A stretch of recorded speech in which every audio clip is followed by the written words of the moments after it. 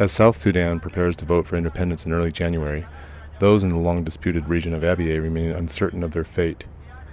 According to the 2005 Comprehensive Peace Agreement that ended 22 years of civil war, Abyei was to have its own concurrent referendum to determine whether the region will remain a part of the North or join the South.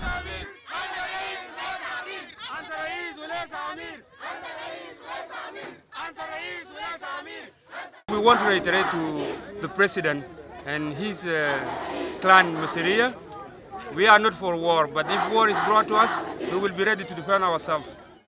While the Southern referendum is currently on schedule, Abyei's referendum has been stalled for months over a dispute concerning voter eligibility of the nomadic Masseria tribe.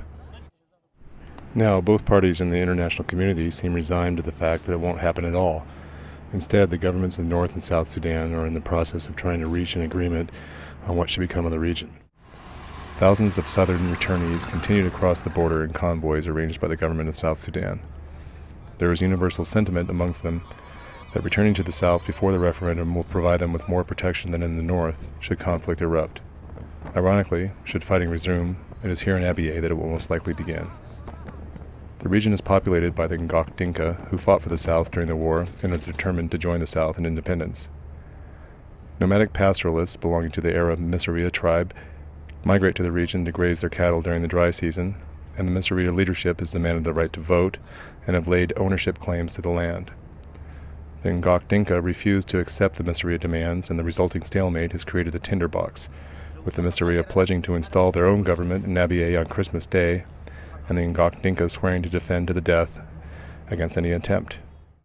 The dispute over this small piece of land has the potential to destabilize the fragile peace between the North and South. With two well-equipped armies on either side of the region's borders, a small ethnic conflict here could easily spark a larger war between the two armies. The South is attempting to avoid any excuse for the North to call off the referendum and their chance for independence. Given the gravity of the situation, international mediators have stepped in to assist in negotiations.